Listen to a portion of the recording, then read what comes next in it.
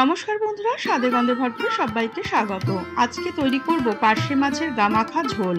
যেভাবে আমরা সাধারণত পার্শে মাছের ঝাল বা ঝোল রান্না করি তার থেকে একটু আলাদা। রান্নাটি বাটা মশলায় করব, আর বাটা মশলায় মাছ রান্না করলে তার স্বাদ কিন্তু অন্যরকম হবেই। আজকের রেসিপিটি ভালো লেগে থাকলে শেয়ার করবেন, আর আমার চ্যানেলে নতুন হয়ে থাকলে চ্যানেলটিকে সাবস্ক্রাইব করতে ভুলবেন না।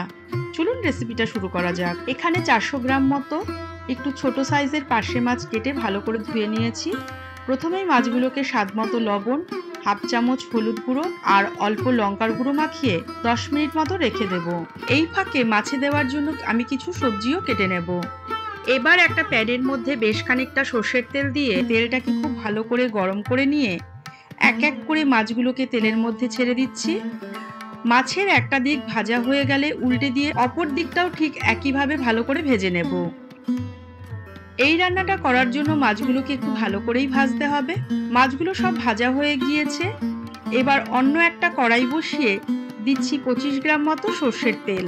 তেলটা থেকে যেই ধোঁয়া উঠতে শুরু করেছে, এই সময় ছোট চামচের 1 চামচ মতো কালো জিরে ফোড়নের জন্য দিয়ে দিলাম। কয়েক সেকেন্ড একটু নাড়াচাড়া করে নিয়ে দিচ্ছি একটা বড় সাইজের আলু সরু টুকরো করে কাটা। আলুগুলোকে একটু নেড়েচেড়ে হালকা করে ভেজে নিয়ে দিচ্ছি সরু সরু করে কাটা একটা মিডিয়াম সাইজের বেগুন। বেগুন ভাজতে খুব বেশি সময় লাগে না, তাই বেগুনটা একটু পরেই দিলাম। এবার সামান্য পরিমাণে লবণ আর হলুদ গুঁড়ো দিয়ে আলু আর বেগুনের টুকরোগুলোকে ভালো করে ভেজে নেব। গ্যাসের ফ্লেমটা লো করে দিয়ে একটা ঢাকা লাগিয়ে দিচ্ছি, যাতে সবজিগুলো তাড়াতাড়ি নরম হয়ে যায়।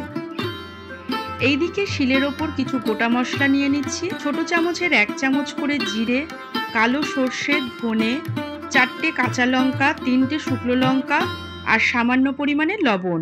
ঝালটা নিজেদের স্বাদ মতো দেবেন।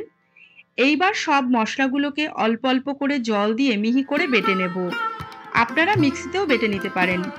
সেই ক্ষেত্রে গোটা মশলাগুলোকে গরম জলের মধ্যে কিছুক্ষণ ভিজিয়ে রাখবেন। এইদিকে আলু আর বেগুনগুলো নরম হয়ে গিয়েছে। এবার দিচ্ছি বাটা মশলাটা। স্বাদ মতো লবণ, বড় চামচের 1 চামচ হলুদ গুঁড়ো, আর মশলাটা যাতে পুড়ে না যায় তাই মশলার বাটিটা ধুয়ে সামান্য জল দিয়ে একটু কষিয়ে নিয়ে দিচ্ছি টুকরো করে কাটা একটা বড় টমেটো। এবার এই সব কিছু মশলার সঙ্গে কষিয়ে নিয়ে মশলা থেকে যখন তেল ছাড়ছে, সেই সময় দিয়ে দিচ্ছি 1 গ্লাস মতো গরম জল। মশলা দিয়ে কষাবার সময় বেগুনগুলোকে আমি আলাদা করে তুলে রাখিনি, কারণ আলুগুলো আমি খুব সরু করেই কেটেছি। ঢাকা লাগিয়ে দিয়ে ঝোলটাকে মিনিট খানেক একটু ফুটিয়ে নেব। ঝোলটা ফুটে গিয়েছে। এবার দিয়ে দিচ্ছি আগে থেকে ভেজে রাখা মাছগুলো। মাছগুলোকে দিয়েও আরও মিনিট খানেক ফুটিয়ে নিয়ে নামাবার আগে দিচ্ছি 2টো গোটা কাঁচা লঙ্কা আর 1 মুঠো ধনেপাতা কুচি। ঝোলটা নামাবার আগে এই দুটো ইনগ্রিডিয়েন্টস দিলে স্বাদটা আরো দ্বিগুণ হয়ে যাবে। এই রান্নাটাতে খুব বেশি ঝোল থাকবে না, একটু গামাখা হবে, আর টমেটোগুলো একটু আস্ত আস্ত থাকবে, তবেই খেতে ভালো লাগবে। মাছের রেসিপিটা অবশ্যই একবার বাড়িতে ট্রাই করবেন গরম ভাতের সাথে। আশা করি আপনাদের ভালো লাগবে। আবারও ফিরে আসবো এইরকম অন্য কোনো রেসিপি নিয়ে।